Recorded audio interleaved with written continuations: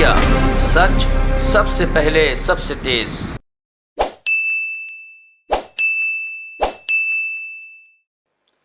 नमस्कार। सुना कि आप लोगों को पार्लियामेंट में भी अब संघर्ष करना पड़ेगा कवरेज के लिए। मैंने सुना पास वाले भी फेल हो गए हैं इसमें। तो आप लोग इस बात से बिल्कुल निश्चिंत रहिए कि हम लोगों के मन में कांग्रेस पार्टी के मन में कोई बदले की भावना कभी नहीं रहती। तो मीडिया साथ दे या नहीं दे, मीडिया तुम संघर्ष करो, हम तुम्हारे साथ हैं। सीएजी की 7 साल हो गए, सीएजी का नाम लोगों ने नहीं सुना था, तो मैंने सोचा एक बार सीएजी का नाम, सीएजी भी एक चीज़ होती है इस देश में। 7 साल पहले सबको सीएजी याद थी, 7 साल ऐसे निकले कि सीएजी भी भूल गए कि वो हैं। तो सीएजी की एक रिपोर्ट, प्रिलिमिनरी रिपोर्ट आई है, लगभग 122 पेज की रिपोर्ट है, मैं आपको दूंगा, जिसमें ministry of electronics and information technology, mighty, ये माइटी के कई मायने होते हैं, MIGHTY भी होता है, तो बड़े माइटी तरीके से ये माइटी काम कर रही थी। सीएजी ने उंगलियां उठाई हैं कि 2019 की जुलाई से लेकर दिसंबर 2020 तक इस मंत्रालय के तहत करोड़ों रुपए CSC को दिए गए, फाइबर केबल की मेंटेनेंस और ऑपरेशन के लिए दिए गए। सीएजी कहता है कि एक फंड होता है जो तमाम प्राइवेट प्लेयर्स को उस फंड में कंट्रीब्यूट करना पड़ता है, वो एयरटेल हो, जियो हो, वोडाफोन हो, आइडिया हो। उस फंड का नाम है USOF। बड़ा ध्यान से सुनिएगा, क्योंकि आपको इस सीएजी रिपोर्ट में और इस प्रेस वार्ता में कुछ उत्तर मिलेंगे कि ये रीशफल क्यों हुआ था, और कुछ सवाल भी इस प्रेस वार्ता में निकलेंगे कि क्या सिर्फ इस रीशफल से बात बन जाएगी या इसके आगे भी कुछ करना चाहिए प्रधानमंत्री को। तो USOF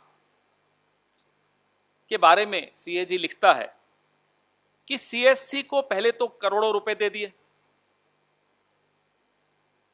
और USOF उस CSC पर विलंब प्रोजेक्ट्स में हो जाए या प्रोजेक्ट सही ढंग से एग्जीक्यूट ना हो, तो USOF उन पर पेनाल्टी भी नहीं लगा सकता, क्योंकि एग्रीमेंट में वो पेनाल्टी का क्लॉज ही नहीं है। ये सीएजी की ऑब्जर्वेशन है, मेरी नहीं। सर्विस लेवल एग्रीमेंट नहीं है। अगर कोई शिकायत आ जाए गांव देहात से या छोटे शहरों से कि भैया इंटरनेट नहीं चल रहा, वाईफाई नहीं चल रहा, जो कि इसका काम है, तो कोई टाइम बाउंड क्लॉज नहीं कि इतने टाइम में आपको ये शिकायत दुरुस्त करनी है। ये एग्रीमेंट है, ट्राइपार्टाइट एग्रीमेंट है, ये मंत्रालय और CSC के बीच में।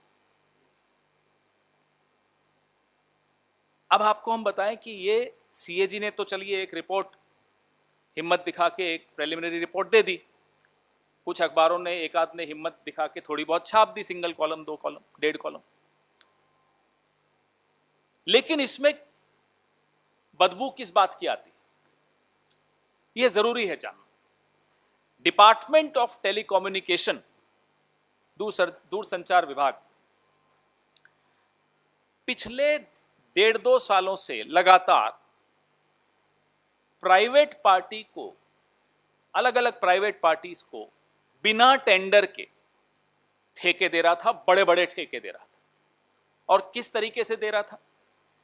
CSC वाईफाई चौपाल सर्विसेज इंडिया प्राइवेट लिमिटेड, मैं रिपीट करता हूं, दोहराता हूं, CSC वाईफाई चौपाल सर्विसेज इंडिया प्राइवेट लिमिटेड के मार्फत डिपार्टमेंट ऑफ टेलीकम्युनिकेशन लगातार पिछले 1.5-2 साल से करोड़ों करोड़ों रुपए के प्रोजेक्ट्स, जो कि ये USOF फंड से पैसा लेता था, और CSC वाईफाई चौपाल सर्विसेज इंडिया प्राइवेट लिमिटेड की मार्फत प्राइवेट कंपनीज को बिना टेंडर के बांट देता था।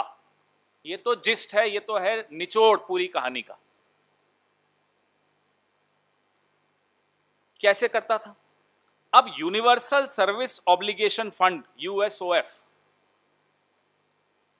ये नए प्रोजेक्ट्स बनाता था, प्रपोजल बनाता था, रखता था डिपार्टमेंट की जो डिजिटल कम्युनिकेशन कमीशन है उसके सामने, डीसीसी के सामने। डीसीसी से अनुमति लेता था कि इस प्राइवेट कंपनी सीएससी एसपीवी को दे दिया जाए। ये एसपीवी बना दी, प्राइवेट कंपनी के साथ सरकार ने एक एसपीवी बना दी। इस तरह से रूट करके प्रोजेक्ट्स चले जाते थे, और सारे कागज दूंगा मैं एनेक्शर्स के साथ, फाइल नोटिंग्स के साथ। यूं हम लोग रविशंकर प्रसाद जी की तरह नहीं है कि यूं ही आकर प्रेस कॉन्फ्रेंस कर दी और इस्तीफे मांग लिए। हम आपको फाइल नोटिंग्स के साथ, और सीएजी रिपोर्ट तो चलिए एक उसका छोटा सा अंग है, उसके बाद की कहानी आपको मैं आज यहां देने आया हूं। आप डीओटी की वेबसाइट देखें तो जनवरी 2021 तक यूनिवर्सल सर्विस ऑब्लिगेशन फंड, ये जो यूएसओएफ फंड है, इसके पास कितना पैसा था जी? 1,12,650 करोड़। छोटा पैसा नहीं है, 1,12,650 करोड़ यूएसओएफ फंड में है। और उससे वो खर्च कितना कर चुका था जनवरी 2021 तक? डिसबर्स कितना कर चुका था? 57,433 करोड़ वो डिसबर्स कर चुका था। कैसे किया था मैं आपको उदाहरण देता हूं, बिहार का उदाहरण देता हूं। बड़ा हंगामा हुआ, प्रधानमंत्री ने भी हंगामा किया, उस वक्त के मंत्री ने भी हंगामा किया, तमाम मंत्री से संतरी सब ने हंगामा किया। क्या हंगामा किया? कि साहब बिहार एक ऐसा राज्य बनेगा कि जहां हर घर वाईफाई होगा, हर गांव वाईफाई होगा। चुनाव की आसपास की बात है। 13 सितंबर 2020 को इस प्राइवेट कंपनी में, बार बार दोहराऊंगा प्राइवेट कंपनी, क्योंकि मुझे भी नहीं मालूम था कि सीएससी एक प्राइवेट कंपनी, क्योंकि ये कहां से ऑपरेट करती है? दूरसंचार विभाग से, मंत्रालय से ऑपरेट करती है, वहां की चौथे फ्लोर से अशोक चिन्ह का इस्तेमाल करती है। और एक किसी ने, साथी ने आरटीआई लगाई तो मालूम पड़ा साहब ये तो प्राइवेट कंपनी है। आरटीआई भी मैं आपको दे रहा हूं। आप सोचिए कि एक प्राइवेट कंपनी के साथ मंत्रालय एसपीवी बनाता है और फिर उस एसपीवी के मार्फत प्रपोजल्स मंगवा लेता है अपने पास और तुरंत फुरंत उनको पैसे सैंक्शन कर देता है। तो एक उदाहरण मैं आपको दे रहा था बिहार का। बिहार में के लिए इस एसपीवी ने, सीएससी निजी कंपनी ने 13 सितंबर 2020 को मंत्रालय को एक प्रपोजल दिया साहब, fibre to home, FTTH, fixed fibre to home का प्रपोजल दिया, और वाईफाई कनेक्शंस हर गांव के, बिहार के हर गांव में वाईफाई कनेक्शन देंगे जी, ये प्रपोजल दे दिया। 630 करोड़ का यह प्रपोजल। आप लोग समझदार हैं, आपने कई सरकारें देखी हैं, कई प्रोजेक्ट्स में इन्वेस्टिगेशंस की हैं। कोई भी सरकार इतने बड़े मेगा प्रोजेक्ट को, 630 करोड़ कोई छोटा प्रोजेक्ट नहीं होता, उसको पायलट प्रोजेक्ट कैसे कह सकती है? जरा मुझे इसका कभी आप बताइएगा कैसे कह दिया। इसको कहा गया जी ये पायलट प्रोजेक्ट है। 630 करोड़ का तथाकथित पायलट प्रोजेक्ट, बिहार के हर गांव में वाईफाई के लिए यह प्रपोजल मंत्रालय के सामने आया। 19 सितंबर, 6 दिन के बाद 2020 को डिजिटल कम्युनिकेशन कमीशन ने इसको अप्रूव कर दिया। 6 दिन के अंदर अंदर इस प्रपोजल का अप्रूवल आ गया डीसीसी द्वारा। 15 अक्टूबर 2020 को यूएसओएफ नॉमिनेशन बेसिस पे बिना किसी टेंडर के इस सीएससी प्राइवेट कंपनी को लेटर दे रहा है कि भैया आप काम शुरू कर दीजिए। कोई एग्रीमेंट नहीं हुई है, माफ कीजिएगा, कोई एग्रीमेंट नहीं हुई अभी तक। सितंबर की 13 तारीख को कहानी शुरू हुई। 15 अक्टूबर को कहानी में अच्छा सा एक रोचक मोड़ भी आ गया। बिना टेंडर के अवार्ड कर दिया जा रहा है प्रोजेक्ट इस प्राइवेट कंपनी को, सीएससी को। तो मैंने आपको बताया आरटीआई का स्टेटस वो मैं आपको दे रहा हूं। ये 11 जुलाई 2019 की आरटीआई है, जिसमें मंत्रालय ने बताया कि साहब ये प्राइवेट कंपनी है, ये सरकारी कंपनी नहीं है। ये बड़ा महत्वपूर्ण आरटीआई है जो मैं साथ में लगा रहा हूं। 23 नवंबर 2020, सितंबर में कहानी शुरू हुई थी, मत भूलिएगा। 23 नवंबर 2020 को ये सीएससी कंपनी ईमेल भेजती है यूएसओएफ को कि साहब हमें मोबिलाइजेशन एडवांस दे दीजिए, जो 30% का प्रोजेक्ट का 30% का जो मोबिलाइजेशन एडवांस है वो हमें दे दीजिए।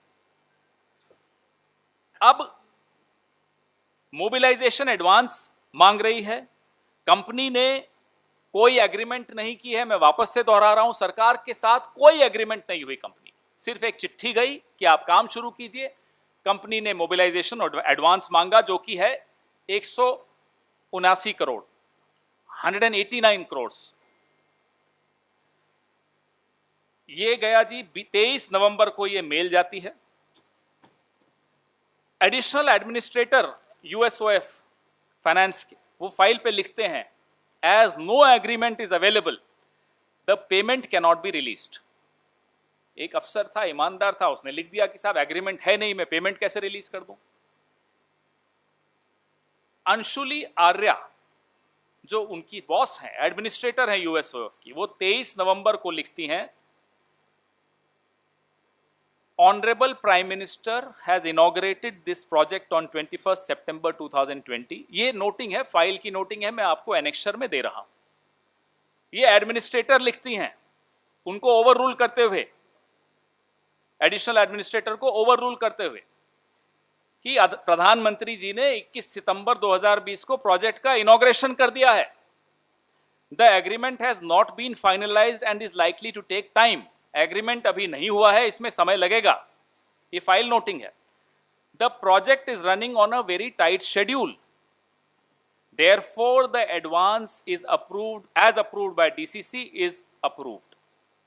ये Anshuli Arya administrator of USOF लिखती हैं ओवर रूल करते हुए अपने जूनियर ऑफिसर को कि प्रधानमंत्री ने इसका इनॉग्रेशन किया है सितंबर की 21 तारीख को, तो भले ही एग्रीमेंट नहीं हुआ हो, ये पैसा 30% 189 करोड़ रिलीज कर दिया जाए, अप्रूव कर दिया जाए। ये मैं आपको एक उदाहरण दिया बिहार का कि कैसे ये काम हो रहा था उस मंत्रालय में। दूसरे दिन ये हुई नोटिंग, आपको मैंने बताया 23 नवंबर 2020 को।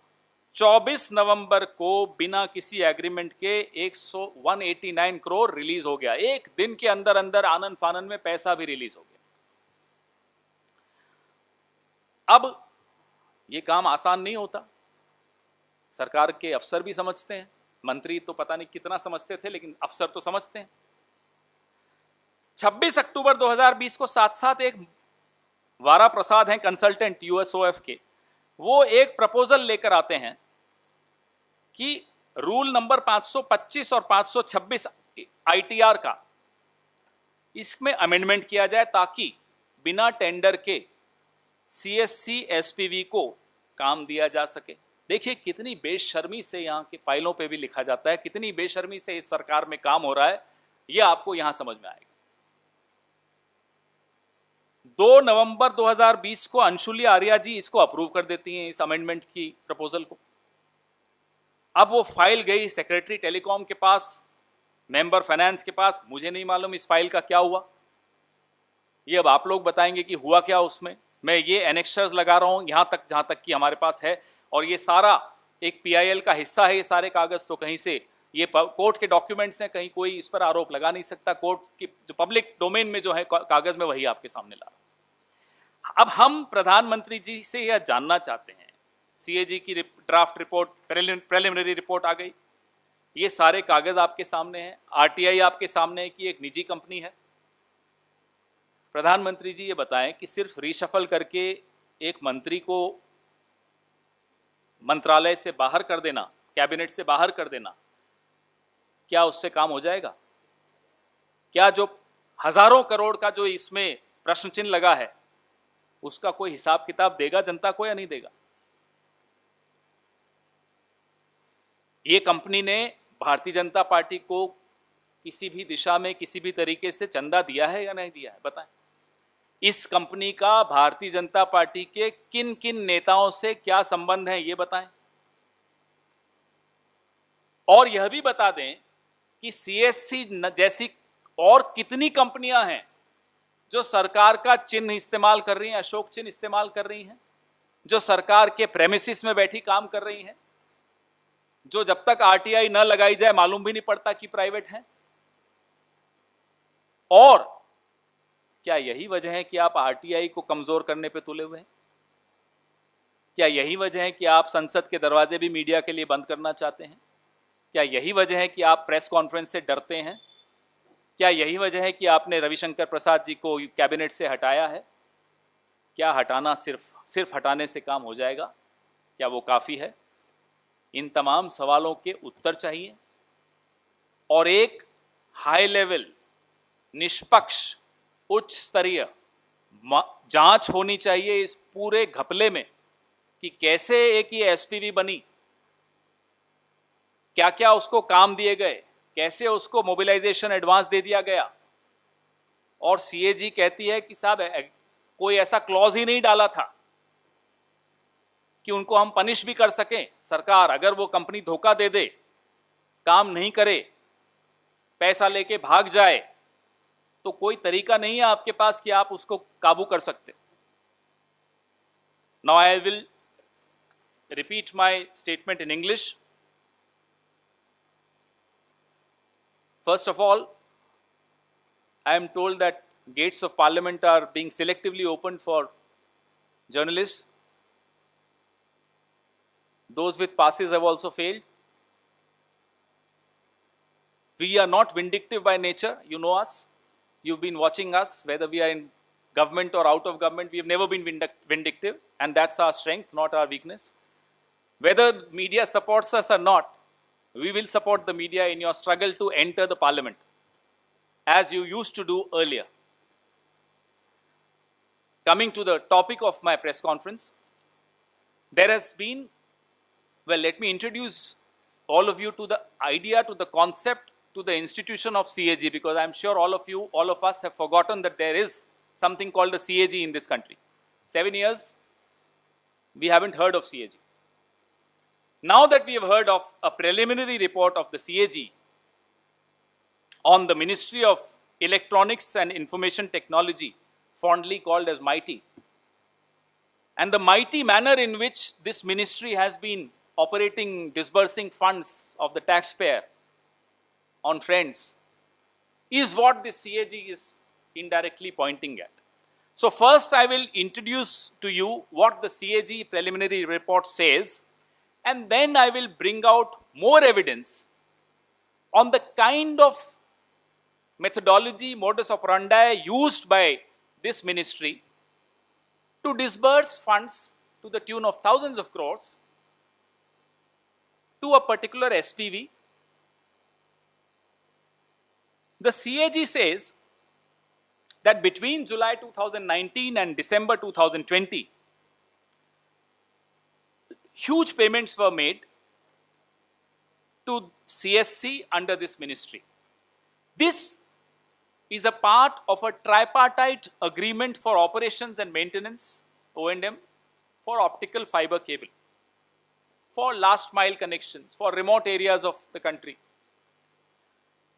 The CAG further notes that the USOF, the Universal Service Obligation Fund, this is a particular fund in which all the private telecom operators contribute, and this fund is used for last mile connections, for remote rural areas of the country, to bring it under telephony, to bring it under internet. So the CAG says the USOF could not impose a penalty on CSC for delays in completion of BharatNet works. And I'm quoting the CAG report. In the absence of service level agreement and prescribed timeline for restoration of faults and non-inclusion of penalty clause, there was no deterrent for CSC to ensure that there is no delay in rectification of faults occurring in BharatNet Phase 1, the CAG said. Now, where is the smell of a scam? Department of Telecommunication under the Modi government has been awarding projects to private parties indirectly through this SPV called the CSC SPV. Now let's focus a little on this CSC SPV. CSC SPV, and its wholly owned subsidiary called CSC Wi-Fi Chopal Services India Private Limited.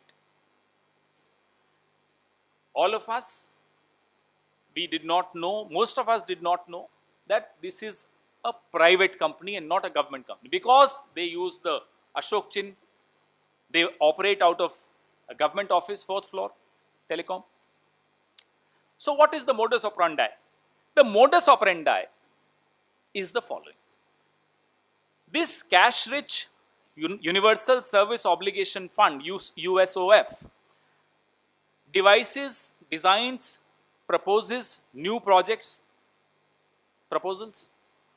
and takes approval from the Digital Communication Commission, DCC, of the ministry for awarding these projects to CSC SPV, which in turn passes these projects to CSC Chopal, Uni ki subsidiary, which is a private, I told you it's their own subsidiary, CSC Chopal. The projects are allotted to this SPV. This SPV further, without tender of course, allots these projects to CSC Chopal.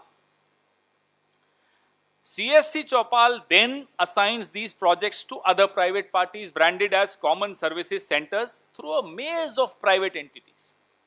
There is a web of private entities through which other private players get subcontracted all the projects forwarded by the CSC SPV. So as per the, you should know the kind of money USOF has. As per the website of Department of Telecommunication, as in January 2021, the USOF had collected rupees 1,12,650 crores. This is the level of, this is the quantum of money we are talking about, of which 57,433 crores were disbursed as in January 2021. I'll give you an example of how they do things. This is a case in point from Bihar, where the CSC SPV submitted a proposal on September 13, 2020 to the Ministry of Electronics and IT, offering to provide fixed fiber to home, FTTH, and Wi-Fi connections to all the villages of Bihar. The estimated cost of this project was 630 crore, but USOF calls this mega project as a pilot project. आप बताइए, you tell me, 630 crores cannot be a pilot project. It is a mega project. But to hoodwink intelligent journalists sitting here, to hoodwink the opposition, to hoodwink activists, they call it a pilot project. Annexure, I have annexed the details of this. On 19th September, within 6 days, the Digital Communication Commission approves this above proposal for Bihar. Annexure is there for you.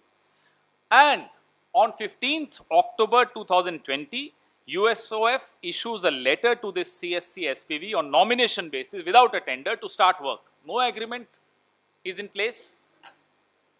But within a matter of less than a month, this SPV gets a letter to go ahead and start the work. There is an RTI in place, which I will distribute after the press conference, in which the ministry admits that CSC eGov and CSC Wi-Fi Chopal are a private company and they are not a government company. On 23rd November 2020, this CSC requests the USOF via an email to release 30% money as mobilization advance. 30% of 630 crores is 189 crores. And surprisingly, the USOF under the Department of Telecommunication moves a proposal on that very day to release 189 crores. But there was an honest officer sitting there. This additional administrator finance of USOF makes the file noting, and I'll share that file noting with you, in which he says, and I quote, "As no agreement is available, the payment cannot be released," unquote. Following which the administrator of USOF, Mrs. Anshuli Arya, on 23rd November 2020 writes, and I quote, very important quote, "Honorable Prime Minister has inaugurated this project on 21st September 2020. The agreement has not yet been finalized and is likely to take time. The project is running on a very tight schedule. Therefore, the advance as approved by DCC is approved. However, the second payment will be made only after the signing of the agreement and reaching of the milestone, if any, unquote. I am annexing this quote, this file noting for your perusal. The next day itself, within a day of this file noting, despite the additional administrator finance opposing it, his dissent is placed on the file and I'll share it with you. The payment is released within a day, 189 crores, without any agreement, बिना tender के काम दिया, बिना agreement के payment किया. The work was allotted without tender, the payment was made, the advance, 30% advance, 189 crore was made without any agreement. No, I don't have the name, it's on the file, it's a sign. Our administrator is Anshuli Arya. I don't have the name of the additional administrator. On 26th October 2020, Mr. Vara Prasad, he is a consultant in USOF, moves a proposal to amend the rule number 525 and 526 of the Indian Telegraph Rules, ITR, for facilitating, please listen to this very attentively, for facilitating the award of contracts on nomination basis to CSC SPV. On 2nd November 2020, the administrator Anshuli Arya approves it. The file then went to the Secretary Telecom and the member through the member finance. I don't know the status of the file, but till this point, I will share with you all the annexures with the file notings. All this is in public domain because there is a PIL in the High Court. Nothing that I am sharing with you is from any other source but from a public, these are public domain documents. Here are the annexures which I will request Vineet ji and Sanjeev ji to share with you. Now we ask the Prime Minister the following questions. Mr. Prime Minister, is it enough to remove a minister from the cabinet and cover this huge scam which even the CAG is now questioning? Who owns this company, CSC? What is their relationship with the BJP and who are the leaders of the BJP connected to this company called CSC E-Chopal Private Limited? How many other such companies exist who are using the government logo or a logo of a ministry, premises of a ministry, feigning as government departments? And Mr. Prime Minister, please share with us, with the country, if you received any donation, the BJP received any donation from either this company or companies related to this company through its various web of network of companies. We want to know what is the second action you will take apart from helping Mr. Ravi Shankar Prasad out of the ministry and out of the spotlight.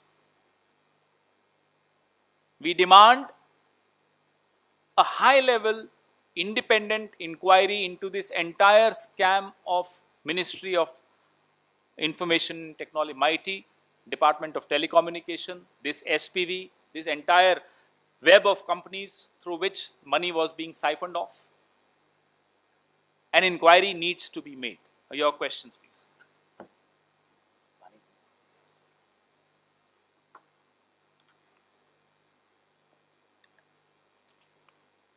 Ji,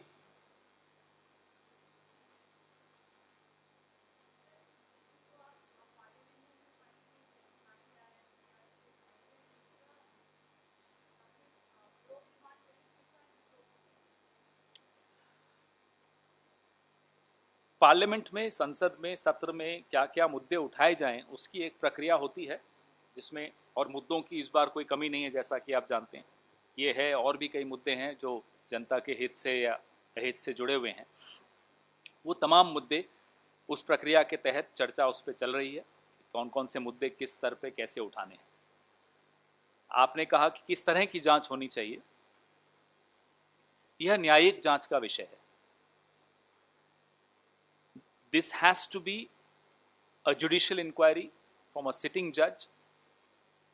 Therefore, to ensure that it's an independent inquiry, and it has to be time bound because this involves thousands of crores of the taxpayers' money.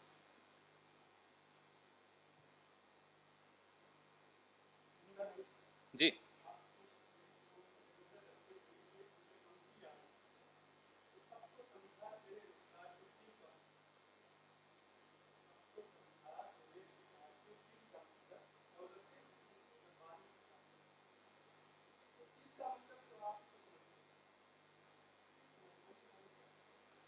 समाधान तो 2024 में आएगा.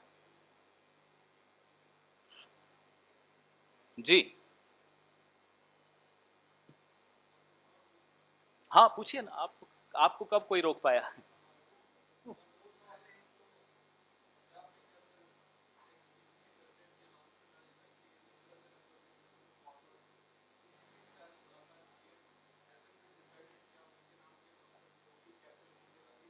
आशीष, आपकी क्या beat है?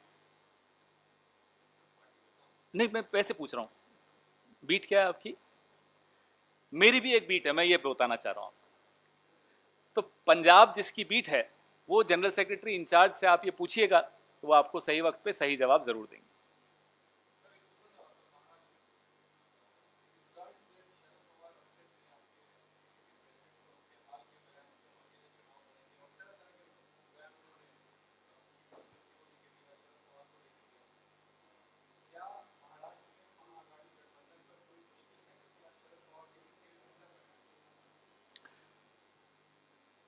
रही बात महाअघाड़ी जो हमारा अलायंस है उसकी, कई लोग उम्मीद लगाकर बैठे हैं यहाँ भी और महाराष्ट्र में भी. कुछ घंटे के मुख्यमंत्री का भी एक रिकॉर्ड था, तो वो उन सब की उम्मीदों पे कई बार कुठाराघात हो रहा है और लगातार होता रहेगा. बाकी मुझे जानकारी नहीं है, आपको कुछ खास जानकारी होगी तो मैं आपसे बाद में पूछूंगा क्या है. मुझे नहीं मालूम इस विषय में. मुझे नहीं लगता कि इस बात में कोई सच्चाई है.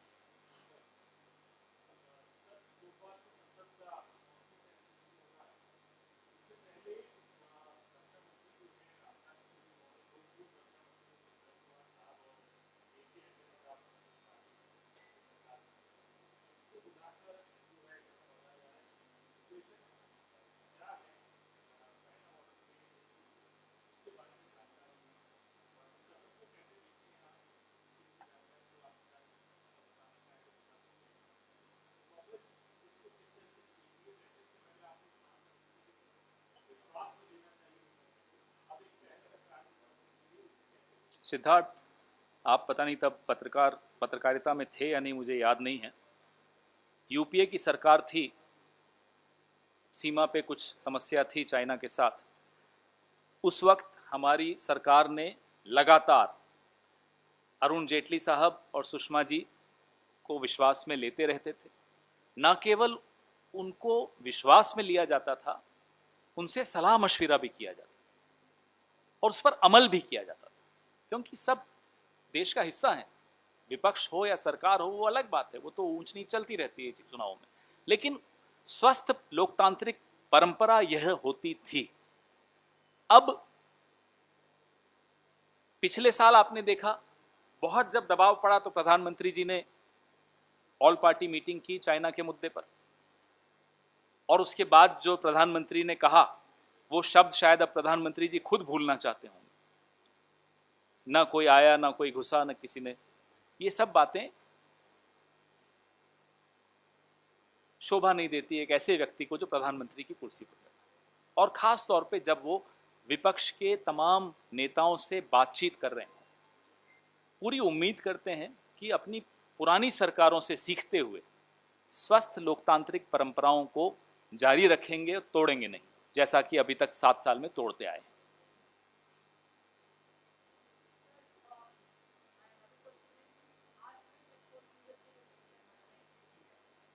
क्या बोल रहे हैं? सॉरी. हाँ.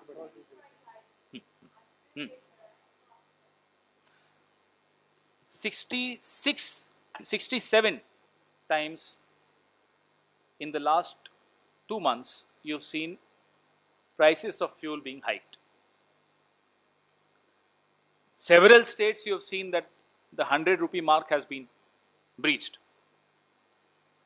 We have been repeating, and you've known across the country, Congress leaders have been going, holding press conferences and protests on the roads, demanding that the central excise and the cess, the money accrued from the central excise and cess, is roughly around 25 lakh crores, needs to be now transferred as relief to the consumers. Especially post-COVID situation is not good. Running a household for the middle class and the lower middle class is not easy. Hike in diesel and petrol cannot be seen in isolation. This leads to all-round inflation. To control that inflation, the relief needs to be transferred to the consumer. This has been our consistent demand, and the government of India has been consistently ignoring this demand. When the international prices of crude oil were $125 a barrel, our government was selling petrol at 65 rupees a litre and diesel at 45 rupees a litre. Today, the international prices are $75, and the petrol being sold by Mr. Modi's government is 100 rupees, somewhere more than 100 rupees. Diesel is roughly around 90 rupees a litre, average across. We want to know why. Why this discrepancy? We know why. We have the answers. We've given the answers. We have shared the data with all of you of central excise. The argument that comes from the protagonists of this government, let the states reduce their taxes.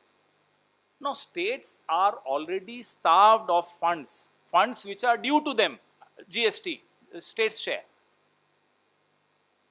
Expecting the central government, which has earned 25 lakh crores, not to share that benefit, but expecting all the other states which have only accrued 2,14,000 crores to provide relief is unfair to the states.